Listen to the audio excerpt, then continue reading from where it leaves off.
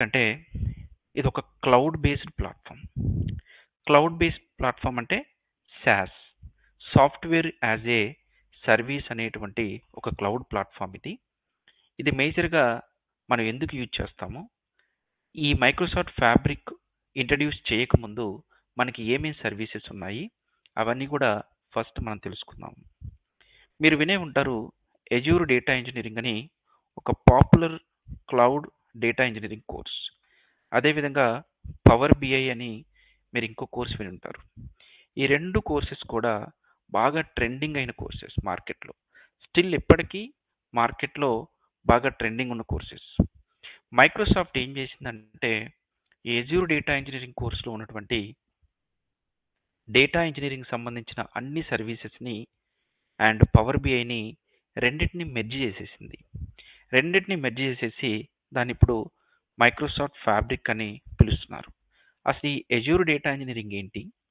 ఆ కోర్స్ ఎందుకు యూజ్ అవుతుంది? అసలు ఈ పవర్ బిఐ కోర్స్ ఏంటి? అది ఎందుకు యూజ్ అవుతుందనేది ఒకసారి మనం చూద్దాం. అసలు అజూర్ డేటా ఇంజినీరింగ్ అంటే ఒక simple live use case example తీసుకుంటాను నేను. నాకు ఒక సూపర్ మార్కెట్ ఉంది. అది యూఎస్‌లో ఉంది.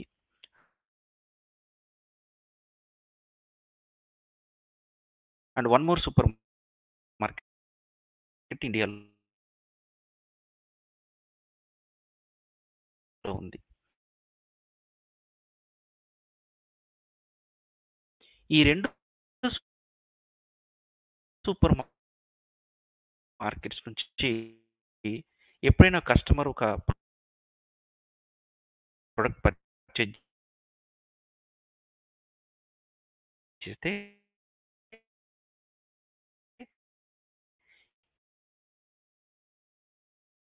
ఇమ్మీడియేట్‌లీ బ్యాక్ ఎండ్‌లో స్టోర్ అవుతది. ఆ బ్యాక్ ఎండ్‌లో ఏదైతే ట్రాన్సాక్షన్ ఇంజినీర్స్‌లో పెట్టాలి. ఒక స్టోరేజ్‌లో data factory ETL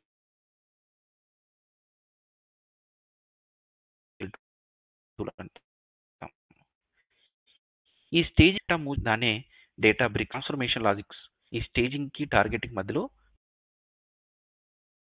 transformation logics use చేసి మీదేదైతే బిజినెస్ డేటాని మీరు సోర్స్ నుంచి స్టేజింగ్‌లోకి తీసుకొచ్చారో, స్టేజింగ్ నుంచి టార్గెట్‌లోకి తీసుకెళ్లే ముందు డేటాని మీరు క్లియర్ మనకి ఇక్కడ మీరు డేటా స్టోర్ చేయడానికి యూజ్ చేస్తున్న స్టోరేజ్ అకౌంట్ సర్వీస్ కానీ, ఇక్కడ మీరు యూజ్ చేస్తున్న టార్గెట్, సినాప్స్ ఇవన్నీ కూడా అండ్ ఈ డేటా బ్రిక్స్ ఆల్సో ఇవన్నీ కూడా మనకి మైక్రోసాఫ్ట్ అజూర్ క్లౌడ్ లోపల ప్రొవైడ్ చేస్తారు. సో, ఈ మైక్రోసాఫ్ట్ అజూర్ లోపల ఉన్న సర్వీసెస్‌ని ఏవైతే డేటా ఇంజినీరింగ్‌కి సంబంధించినటువంటి ఫర్ స్టోరేజ్ పర్పస్ కోసం మీరు యూజ్ చేసే స్టోరేజ్ అకౌంట్ కానీ, అండ్ మీరు ఏదైతే డేటాని ఫైనల్‌గా టార్గెట్‌లో సేవ్ చేస్తున్నారో సినాప్సే డేటా వేర్ హౌసింగ్ కానీ, ఈటీఎల్ పర్పస్ కోసం మీరు యూజ్ చేసే డేటా ఫ్యాక్టరీ అండ్ ఈ డేటా బ్రిక్స్ ఈ 2 మేజర్‌గా మనం యూజ్ చేసే ఈటీఎల్ టూల్స్. ఈ 2 మేజర్‌గా మనం యూజ్ చేసే స్టోరేజ్ సర్వీసెస్ అన్నమాట. మీరు అబ్జర్వ్ చేస్తే already Azure data engineering course గనుక మీరు నేర్చుకుంటే, ఈ స్టోరేజ్ అకౌంట్ సర్వీస్ అనేది మనం మన సోర్స్‌లో ఉన్నటువంటి డేటాని సోర్స్‌లో 99% మనకు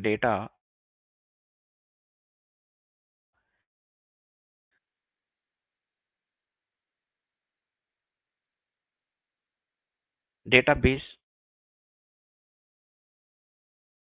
అండ్ టేబుల్స్ ఫైల్ కావచ్చు, టెక్స్ట్ ఫైల్ కావచ్చు.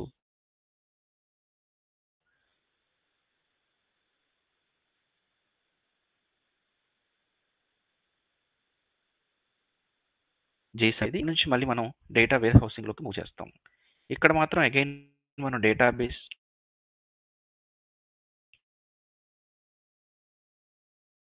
టేబుల్స్ లాగానే సేవ్ చేస్తాం. సో, ఇక్కడ డేటా ఫ్యాక్టరీ చేసి మనం యూజ్ చేస్తాం. బట్ ఇక్కడ మీరు డేటా బ్రిక్స్‌లోకి వచ్చేసరికి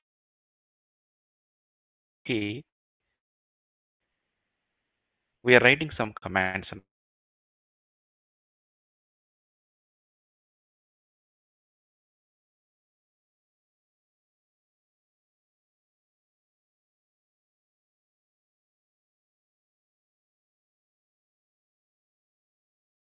అండ్ కమాండ్స్ మాత్రం మీరు నేర్చుకోవాల్సి ఉంటుంది. సో ఇక్కడ 2 ETL tools and 2 storage services. ఇదేమో స్టేజింగ్ ఏరియా లాగా యూజ్ చేస్తాము. ఇందులో మనం డేటాని ఫైల్స్ లాగా సేవ్ చేసుకుంటాం. దీనికి బెస్ట్ ఎగ్జాంపుల్ గూగుల్ డ్రైవ్ అని చెప్పొచ్చు. గూగుల్ డ్రైవ్లో మీరు ఎట్లా అయితే మీ ఫైల్స్ డేటాను సేవ్ చేసుకుంటారో ఈ స్టోరేజ్ అకౌంట్లో కూడా అట్లా చేసుకోవచ్చు. అలానే సినాప్స్ డేటా వేర్ హౌసింగ్ అంటే ఇది కూడా ఒక టైప్ ఆఫ్ ఎస్క్యూఎల్ డేటాబేస్ అని చెప్పొచ్చు. ఇందులో మీరు డేటాబేస్ క్రియేట్ చేసుకోవచ్చు, టేబుల్స్ని స్టోర్ చేసుకోవచ్చు.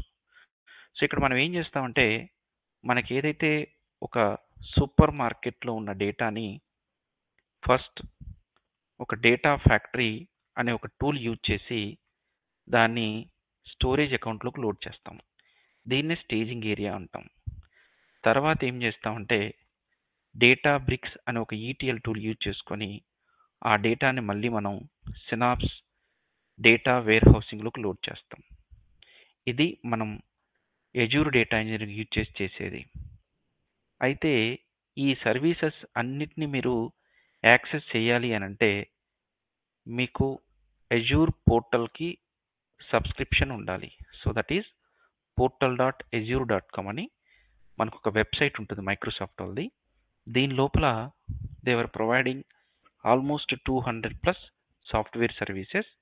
కానీ మనం as a Azure data engineers we're going to use only data factory service, data brick service, some storage account, synapse data warehousing. 90% మనం ఈ సర్వీసెస్నే యూజ్ చేసుకుంటాం. సో మీరు ఇక్కడ చూస్తే portal.azure.comలోకి లాగిన్ అయ్యాక ఇక్కడ మీకు అన్ని సర్వీసెస్ కనపడతాయి, ఆల్ సర్వీసెస్ అని. కానీ మీకు కావాల్సిన సర్వీస్ ఏంటనేది you are going to create it. Data factory service కావాలంటే డేటా ఫ్యాక్టరీ క్రియేట్ చేసుకోవచ్చు, స్టోరేజ్ అకౌంట్ కావాలంటే స్టోరేజ్ అకౌంట్ సర్వీస్ క్రియేట్ చేసుకోవచ్చు. సో ఫైనల్గా మీ డేటా మొత్తం కూడా ఈ డేటా వేర్ హౌసింగ్లోకి అంటే సినాప్స్ డేటా వేర్ హౌసింగ్లోకి వచ్చాక ఆ డేటాని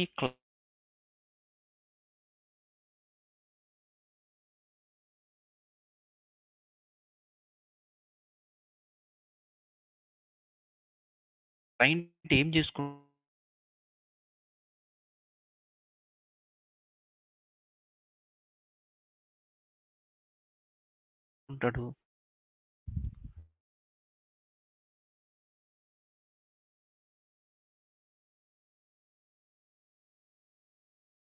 డెఫినెట్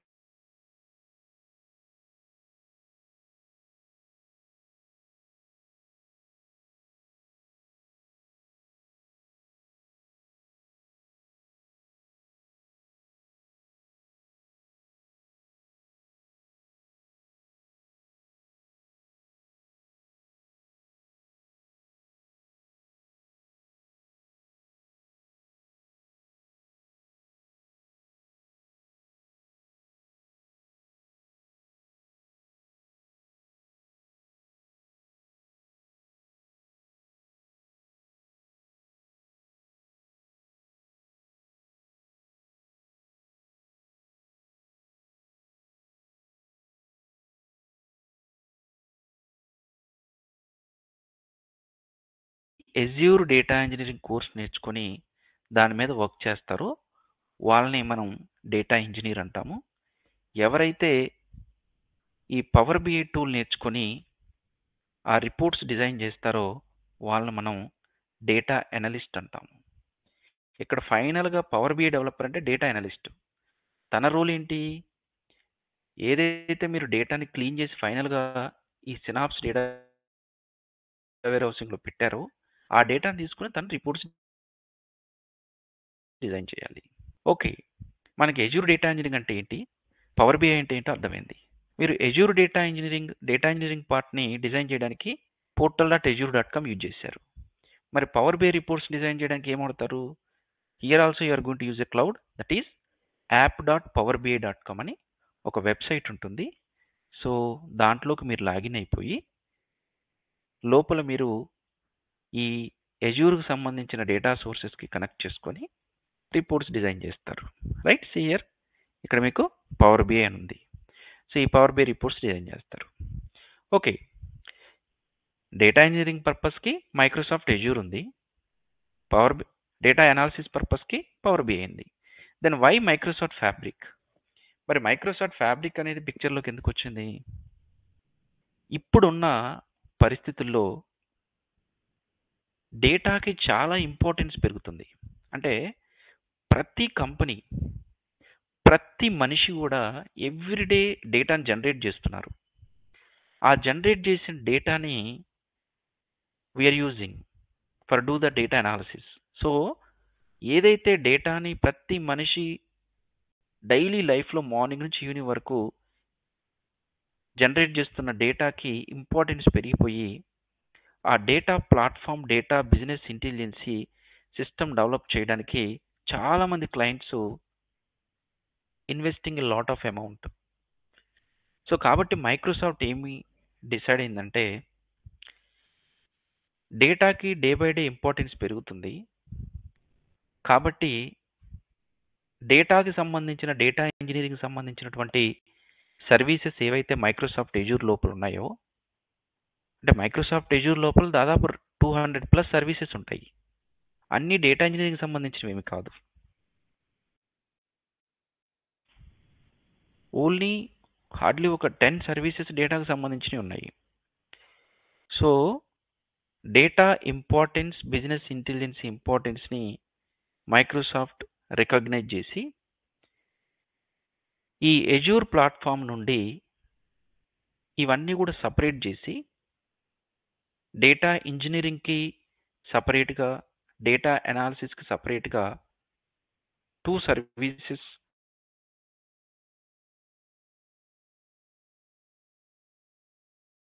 2 క్లౌడ్ ప్లాట్ఫామ్ అంతానేమో మైక్రోసాఫ్ట్ ఎజూర్ ప్లాట్ఫామ్ మీద ఇచ్చేస్తున్నారు. కరెక్ట్? ఇదంతా కూడా మైక్రోసాఫ్ట్ ఎజూర్ ప్లాట్ఫామ్. డేటా అనాలిసిస్కి ఏమో పవర్ బిఐ ప్లాట్ఫామ్. ఇది portal.azure.com for data engineering, app.powerbi.com for power BI purpose. ఇప్పుడు మైక్రోసాఫ్ట్ ఏం చేసిందంటే ఈ మైక్రోసాఫ్ట్ ఎజ్యూర్ లోపల ఉన్న డేటా ఇంజనీరింగ్కి సంబంధించిన సర్వీసెస్ అన్నిటిని తీసుకొచ్చి ఈ పవర్ బిఐలో పెట్టేసింది, ఈ క్లౌడ్లో పెట్టేసింది. app.powerbi.com అనే క్లౌడ్ లోపల ఇంక్లూడ్ చేసేసారు. సో ఇంక్లూడ్ చేసేసి ఇప్పుడు దీనికి ఒక నేమింగ్ కన్వెన్షన్ మార్చారు. అంటే దాని పేరే మైక్రోసాఫ్ట్ ఫ్యాబ్రిక్. ఎర్లియర్ app.powerbi.com అంటే మనం ఓన్లీ పవర్ బిఐ అని పిలిచేవాళ్ళం, ఎందుకంటే అప్పుడు ఓన్లీ పవర్ బిఐ రిలేటెడ్ థింగ్సే ఉండేవి. ఈ పవర్ బిఐతో పాటు ఇప్పుడు ఫ్యాబ్రిక్ థింగ్స్ కూడా తీసుకొచ్చారు. ఏంటా ఫ్యాబ్రిక్ థింగ్స్ అంటే ఏదైతే ఎజ్యూర్ పోర్టల్లో డేటా ఇంజనీరింగ్కి సంబంధించినటువంటి కొన్ని సర్వీసెస్, డేటా ఫ్యాక్టరీ కావచ్చు, డేటా బ్రిక్స్ కావచ్చు, స్టోరేజెస్ కావచ్చు, డేటా వేర్హౌసింగ్ కావచ్చు, ఇవన్నీ తీసుకొచ్చి ఇప్పుడు పవర్ బిఐ లోపల పెట్టేశాడు. సో దాన్ని మైక్రోసాఫ్ట్ ఫ్యాబ్రిక్ అంటున్నాడు. సో మైక్రోసాఫ్ట్ ఫ్యాబ్రిక్ అంటే ఏంటి? Microsoft fabric is nothing but a cloud platform, SaaS, software as a service. ఈ app.powerbi.com లోపల ఉన్న సర్వీసెస్ అన్నిటినీ కలిపి, అన్ని సర్వీసెస్ అంటే అవి డేటా ఇంజనీరింగ్ సర్వీసెస్ అవ్వచ్చు, పవర్ బిఐ రిలేటెడ్ సర్వీస్ అవ్వచ్చు, ఇవన్నీ కలిపి ఇప్పుడు మనం మైక్రోసాఫ్ట్ ఫ్యాబ్రిక్గా పిలుస్తున్నాము. ఓకే, మైక్రోసాఫ్ట్ ఫ్యాబ్రిక్ అంటే అదేదో కొత్త సాఫ్ట్వేర్ ఏం కాదు, ఎగ్జిస్టింగ్ సాఫ్ట్వేర్నే ఒక ప్లేస్లో పెట్టాడు. ఇట్లా చేయడం వల్ల అడ్వాంటేజ్ ఏంటి? ఇప్పుడు క్లయింట్స్ అందరూ కూడా వాళ్ళ ప్రాజెక్ట్స్ని ఎజ్యూర్ డేటా ఇంజనీరింగ్ యూజ్ చేసే బదులు డైరెక్ట్గా దిస్ app.powerbi.comలోనే డేటా ఇంజనీరింగ్ రిలేటెడ్ థింగ్స్ని, డేటా అనాలిసిస్ రిలేటెడ్ థింగ్స్ని, డేటా సైన్స్ కూడా ఇంక్లూడ్ అయింది ఇందులో. సో మొత్తం 3 things you can able to do. ఈ మైక్రోసాఫ్ట్ ఫ్యాబ్రిక్ కోర్స్ నేర్చుకుంటే మీరు డేటా ఇంజనీర్గా జాబ్స్ అప్లై చేసుకోవచ్చు, డేటా అనాలిసిస్ కానీ, అండ్ డేటా సైంటిస్ట్ ఆల్సో. ఎందుకంటే ఈ ఫ్యాబ్రిక్ లోపల మనకి డేటా సైన్స్కి సంబంధించినటువంటి సర్వీసెస్ కూడా ఉన్నాయి, like some machine learning models you can able to create it. Okay, అసలు ఈ మైక్రోసాఫ్ట్ ఫ్యాబ్రిక్ యూజ్ చేసి ఒక క్లయింట్కి మనం ఎలాంటి సొల్యూషన్ ప్రొవైడ్ చేయొచ్చు. మీరు ఇక్కడ చూస్తే ఒక project work flow, let's take it here.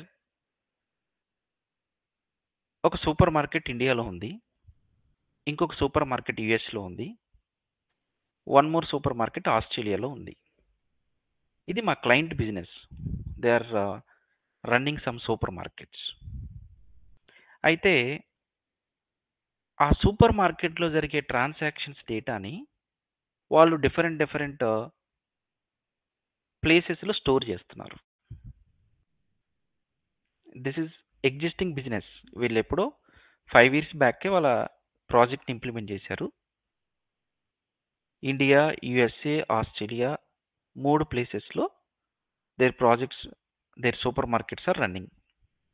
ఎప్పుడైనా ఒక కస్టమర్ వచ్చి super market, let's take India, అతను అతను ఎప్పుడైతే ఒక ప్రోడక్ట్ పర్చేజ్ చేస్తాడో దానికి సంబంధించిన డేటా వచ్చి బ్యాక్ ఎండ్లో ఎజ్యూర్ అనే క్లౌడ్ లోపల సేవ్ చేస్తున్నారు. అక్కడే ఎందుకు చేస్తున్నారు? ఏడబ్ల్యూఎస్లో ఎందుకు చేయట్లేదు? జీసీపీలో ఎందుకు చేయట్లేదు? ఆ SQL server on premises or ఆరాకిల్లో కానీ ఎక్కడైనా సేవ్ చేసుకోవచ్చు కదా అంటే, ఎస్, వాళ్ళ డేటా ఎక్కడైనా ఉండుండొచ్చు. అది ఎజ్యూర్ క్లౌడ్లో సేవ్ చేయొచ్చు, ఏడబ్ల్యూఎస్లో సేవ్ చేయొచ్చు, జీసీపీలో సేవ్ చేయొచ్చు. ఇవన్నీ కూడా క్లౌడ్ స్టోరేజ్ సర్వీసెస్. ఆ ఎస్క్యూఎల్ సర్వర్లో చేయొచ్చు, ఆరాకిల్లో చేయొచ్చు. ఇప్పుడు వాళ్ళు మీ దగ్గరికి వచ్చి, కెన్ యూ ప్లీజ్ డిజైన్ ఒక కంప్లీట్ బిజినెస్ ఇంటెలిజెన్సీ ప్లాట్ఫామ్ని మాకు డిజైన్ చేసి పెట్టండి అని చెప్పి అడిగారు. అప్పుడు ఇమీడియట్లీ మీరు దేన్ని సజెస్ట్ చేస్తారు? Are you going to suggest Azure Data Engineering with Power BI, or you are going to suggest with Microsoft Fabric? Definitely Microsoft fabric మాత్రమే మీరు సజెస్ట్ చేయాలి. ఎందుకంటే even Microsoft company also suggesting to implement going forward any new projects on the Microsoft fabric only. దానికి best example ఏంటంటే, మీరు Azure data engineering course complete చేశాక మీకు ఒక సర్టిఫికేషన్ ఎగ్జామ్ ఉంటుంది. అదే DP-203. ఇప్పుడు మీరు ఒక్కసారి DP-203 సర్టిఫికేషన్ ఎగ్జామ్ చూడండి. దాని గురించి ఒక అప్డేట్. March 31st, 2024 ఆ ఎగ్జామ్ని వాళ్ళు ఆపేస్తున్నారు. ఎందుకు? In place of this DP-203, this is data engineer associate certification preparation in the Microsoft Azure. ఇక ఇప్పుడు మైక్రోసాఫ్ట్ ఎజ్యూర్ని యూజ్ చేయట్లేదు కదా మనం. We're going to use only Microsoft fabric. So Microsoft Azure data engineering is no more. అంటే ఉంటుంది, but క్లయింట్స్కి suggest చేయట్లేదు. ఇప్పుడు already Microsoft Azure data engineering మీద ఇంప్లిమెంట్ చేసిన ప్రాజెక్ట్స్ను కూడా వాళ్ళు ఫ్యాబ్రిక్లోకి మూవ్ చేయమంటున్నారు. అందుకని మీరు మైక్రోసాఫ్ట్ ఫ్యాబ్రిక్ నేర్చుకొని మీరు కంప్లీట్ చేయాల్సిన సర్టిఫికేషన్ ఎగ్జామ్ కూడా DP-700. ఈ ఎగ్జామ్ మీరు రాయాల్సి ఉంటుంది. This is completely on the Microsoft fabric platform. So obviously క్లయింట్కి మనం మైక్రోసాఫ్ట్ ఫ్యాబ్రిక్ మాత్రమే సజెస్ట్ చేస్తాం.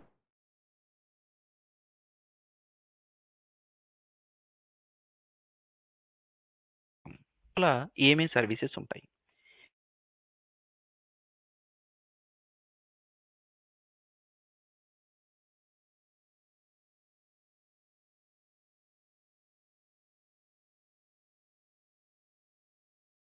ఇప్పుడు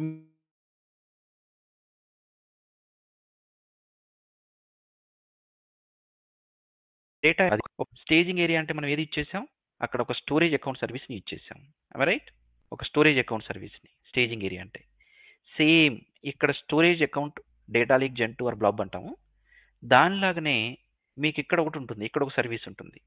దాని పేరు ఏంటంటే లేక్ హౌస్ అంటాము. మైక్రోసాఫ్ట్ ఫ్యాబ్రిక్లో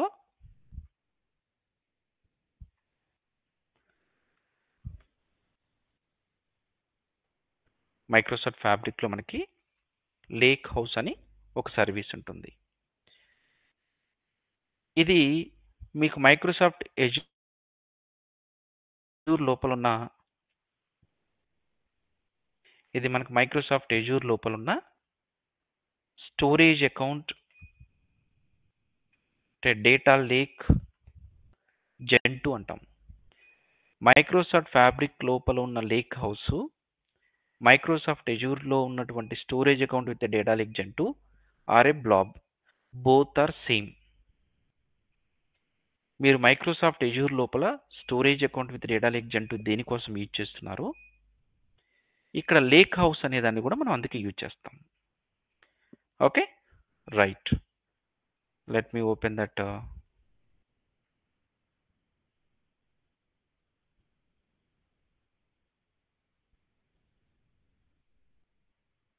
యా, సో ఫస్ట్ డేటాని ఏం చేస్తా నేను, ఈ స్టేజింగ్ ఏరియా ఏదైతే లేక్ హౌస్ ఉందో దాంట్లోకి నేను కాపీ చేయాలి.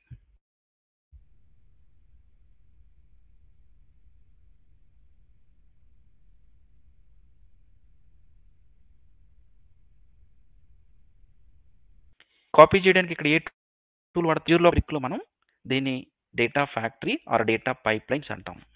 సో మైక్రోసాఫ్ట్ ఫ్యాబ్రిక్లో అంటే నేను ఎజ్యూర్ డేటా ఇంజనీరింగ్ని ఫ్యాబ్రిక్ని రెండింటిని కంపేర్ చేస్తూ మీకు మైక్రోసాఫ్ట్ ఫ్యాబ్రిక్ నాలెడ్జ్ ప్రొవైడ్ చేస్తున్నాను. మైక్రోసాఫ్ట్ ఫ్యాబ్రిక్లో ఏదైతే డేటా పైప్ లైన్ ఉంటుంది దాన్ని మనం మైక్రోసాఫ్ట్ ఎజ్యూర్లో ఏమంటామంటే డేటా ఫ్యాక్టరీ అంటాం. ఓకే, ఏ పర్పస్ కోసం యూజ్ చేస్తాం దీన్ని, మీ డేటా ఎక్కడైనా మీ డేటా ఉన్నా సరే ఆ డేటాని తీసుకొచ్చి ఇంకో చోట కాపీ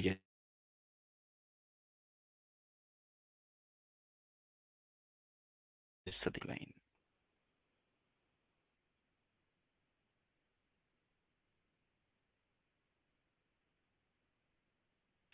ఓకే,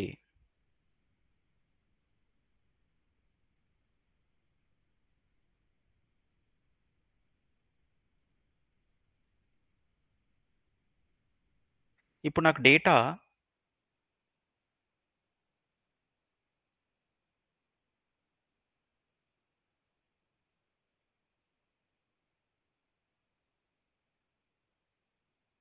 ఇచ్చింది అంటే ఇక్కడ కూడా అనమాట. అయితే ఇక్కడ మనకి మైక్రోసాఫ్ట్ ఎజ్యూర్లో డేటాను ఎక్కడ స్టోర్ చేస్తున్నాం, సినాప్స్ డేటా వేర్ హౌసింగ్ అనే టార్గెట్లో స్టోర్ చేస్తున్నాం ఇక్కడ, రైట్. సో దానికి సిమిలర్ కైండ్ ఆఫ్ సర్వీస్ మనకి ఇక్కడ మైక్రోసాఫ్ట్ ఫ్యాబ్రిక్లో వేర్ హౌస్ అని ఒకటి ఉంటుంది. వేర్ హౌస్ అని ఒక సర్వీస్ ఉంటుంది. సేమ్ ఈ మైక్రోసాఫ్ట్ ఎజ్యూర్ లోపల సినాప్సే డెడికేటెడ్ ఎస్క్యూఎల్ పూల్ అంటాం దాన్ని. సో ఇక్కడ దీన్ని డేటా వేర్ హౌసింగ్ లాగా యూజ్ చేస్తాం మైక్రోసాఫ్ట్ ఎజ్యూర్లో. సేమ్ సర్వీస్ ఇక్కడ మైక్రోసాఫ్ట్ ఫ్యాబ్రిక్లో వేర్ హౌస్ అంటాం. సో ఫైనల్గా మనం ఈ డేటాను వేర్ హౌస్లోకి మూవ్ చేస్తాం. ఇక్కడ మైక్రోసాఫ్ట్ ఎజ్యూర్లో డేటాని మీరు స్టోరేజ్ అకౌంట్ నుంచి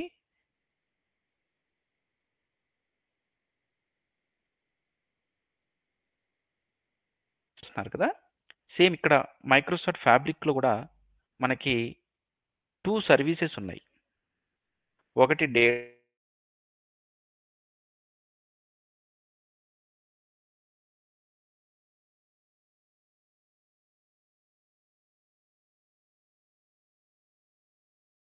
బ్రిక్స్, రెండోది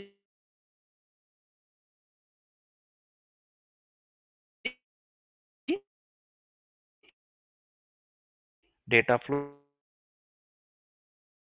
జెన్2 అనమాట.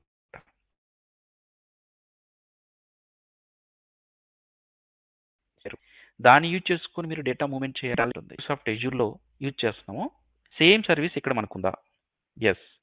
మైక్రోసాఫ్ట్ ఫ్యాబ్రిక్ లోపల మనం డేటా బ్రిక్స్ అని దాన్ని పిలవము, దాన్ని మనం డేటా ఇంజనీరింగ్ అంటాము. డేటా ఇంజనీరింగ్లో నోట్బుక్స్ అని ఉంటాయి. సేమ్ అదే మైక్రోసాఫ్ట్ ఎజ్యూర్ లోపల మనం డేటా బ్రిక్స్ అంటాము, డేటా బ్రిక్స్ నోట్బుక్స్ అంటాము. ఇక్కడ మనం ఎస్క్యూఎల్ కానీ పైస్పార్క్ కానీ స్కేల్ అని ఇంకా డిఫరెంట్ లాంగ్వేజెస్ని సపోర్ట్ చేస్తుంది. ఇక్కడ కూడా ఎస్క్యూఎల్ కానీ పైస్పార్క్ కానీ కమాండ్స్ రాసుకోవచ్చు. ఇప్పుడు మనకి ఎక్స్ట్రా ఇంకొక సర్వీస్ ఏమొస్తుందంటే ఇక్కడ ఫ్యాబ్రిక్లో in place of data engineering notebooks మీరు డేటా ఫ్లో జెన్2 అనే ఒక టూల్ ఉంటుంది, దాన్ని కూడా యూజ్ చేసుకోవచ్చు. సో ఫైనల్గా డేటా మొత్తం మీకు టార్గెట్ డేటా వేర్ హౌసింగ్లోకి వచ్చాక నెక్స్ట్ మనం ఏం చేయబోతున్నాం అంటే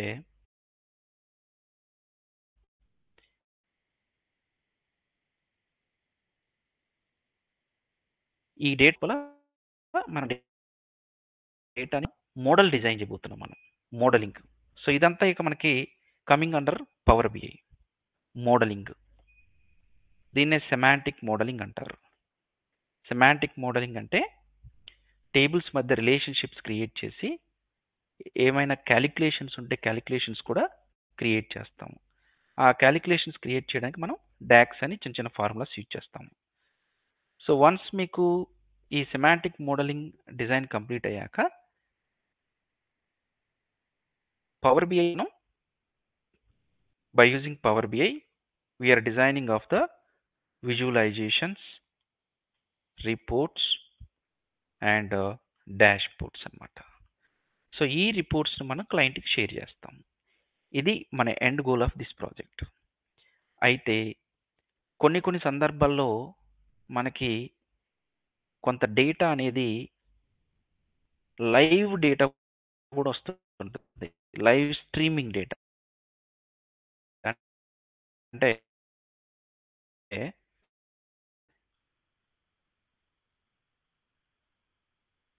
ఒక చిన్న example, I want to take all the snaps, images of the customers. నా స్టోర్కి ఎవరెవరైతే విజిట్ చేస్తున్నారో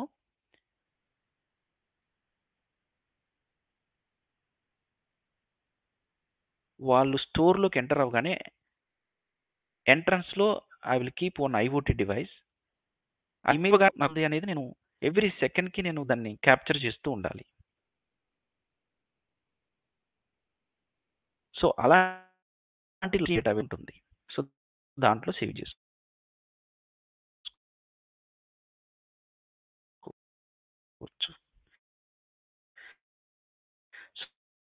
సో ఇది ఒక డిఫరెంట్ ప్రాసెస్ అనమాట.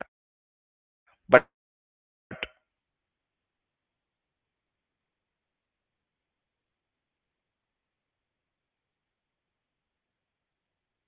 నార్మల్ ట్రెడిషనల్ డేటా ఇంజనీరింగ్ ఇప్పుడు మీరు ఈ పవర్ బిఐ రిపోర్ట్స్ డిజైన్ చేయడానికి ఈ ఆన్లైన్ లోపలే డిజైన్ చేస్తామా, లేకపోతే పవర్ బిఐ డెస్క్టాప్ అనే ఒక యాప్ని కూడా డౌన్లోడ్ చేసుకొని చేయొచ్చా? ఎస్, మనకి పవర్ బిఐ డెస్క్టాప్ అని ఒకటి ఉంటుంది. సో దాన్ని కూడా తీసుకొని మీరు డెవలప్ చేసుకుని తర్వాత దీని లోపల పబ్లిష్ చేసుకోవచ్చు.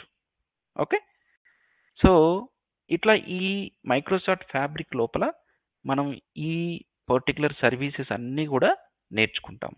ఏవైతే ఈ ప్రాజెక్ట్ ఫ్లోలో నేను మీకు ఎక్స్ప్లెయిన్ చేశాను, ఈ లేక్ హౌస్ కానీ, డేటా ఫ్యాక్టరీ కానీ, వేర్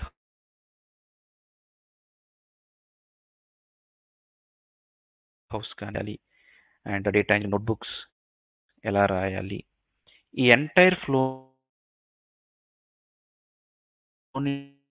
నేను మీకు సర్వీసెస్ని ఎజ్యూర్ లోపల ఎలా ఉంటాయి, అవి ఎక్కడ యూజ్ చేస్తాం అనేది కూడా ఆల్రెడీ మనం ఇంతకుముందు ఒక వీడియో కూడా చేస్తున్నాము.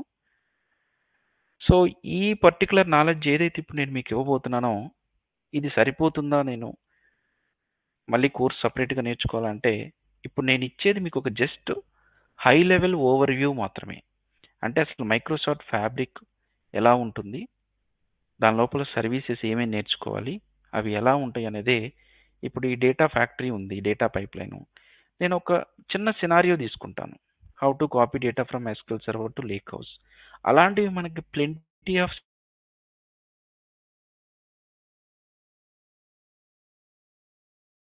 సినారియోస్ ఉంటాయి.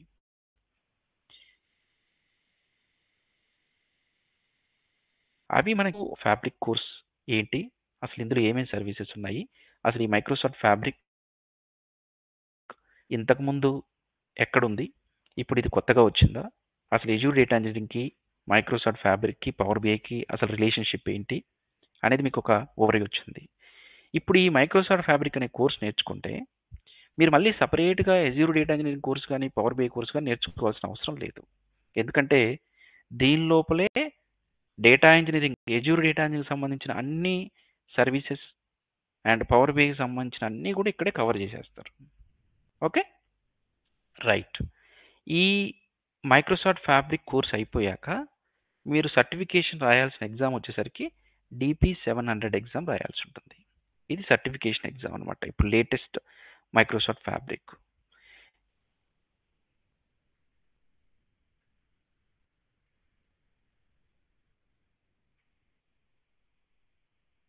సో ఇప్పుడు నేను అసలు ఈ మైక్రోసాఫ్ట్ ఫ్యాబ్రిక్ లోపలికి లాగిన్ అయిపోయి app.powerbi.com దీని లోపలికి లాగిన్ అయిపోయి అసలు ప్రాజెక్ట్ని ఎలా స్టార్ట్ చేయాలి, ఏమేమి సర్వీస్ని క్రియేట్ చేయాలనేది ఎక్స్ప్లెయిన్ చేస్తాను.